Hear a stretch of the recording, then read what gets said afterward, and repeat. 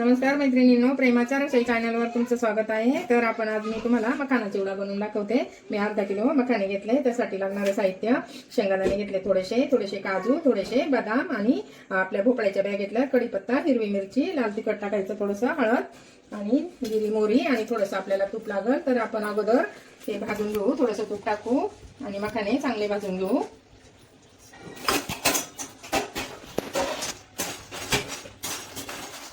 चांगले कुरकुरीत होईपर्यंत भाजून घ्यायचे मखाने आणि कुरकुरीत झाले का ते थंड व्हायला काढून घ्यायचे। तर नंतर आपण हे सगळं तळून घ्यायचं। ते असे दाबून बघायचे कुरकुरीत होईपर्यंत। असे हे बघा, असे झाले पाहिजे चांगले कुरकुरीत, असे भाजायचे। हे बघा, आता असे भाजलेत का बघू आपण चांगले। अजून थोडेसे भाजू आपण। बघा आपले चांगले आता खुसखुशीत झाले, असे दाबून बघायचे। बघा असे तुटले का काढून घेऊ आपण। आता आपण परत थोडंसं तूप टाकू।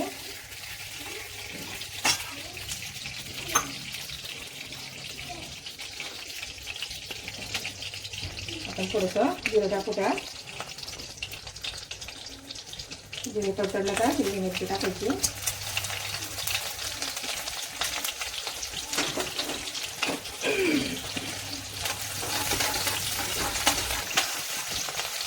थोडासा कढीपत्ता टाकायचा आणि आपण हे काजू बदाम हे टाकून भोपळ्याच्या बिया, बदाम, थोडेसे शेंगदाणे सगळं टाकून चांगलं परतून घ्यायचं।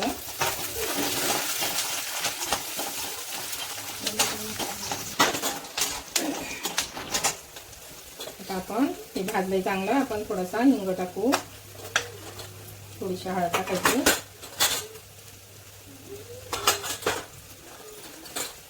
थोडंसं लाल तिखट टाकू आपण चमचाभर आणि चाट मसाला, त्यामध्ये चवीपुरतं मीठ टाकू, लाल मीठ हे आपण हे टाकून परतून घेऊ चांगलं। मखाने टाकले, आता चांगले परतून घ्यायचे गरम करून, चांगलं परतून घ्यायचं। हे ना उपासाला पण चालतात, पण भोपळ्याच्या बिया आणि कढीपत्ता, हळद नाही टाकायची, मग लाल तिखट मिरची टाकायची। हे उपासाला पण मग खाता येईल। आम्ही आता उपासाला नाही केला, हा साधाच केलाय। हे बघा, आता हा थोडा वेळ गरमच कढईत ठेवायचा। हे बघा कुरकुरीत झालाय, पण थोडा वेळ गरम कढईत ठेवला ना का छान तो अजून कडक होईल, मग डब्यात भरून ठेवायचा। तुम्हाला जर आमची रेसिपी आवडली तर लाईक करा, शेअर करा, नवीन असाल तर सबस्क्राईब करा। Bye bye.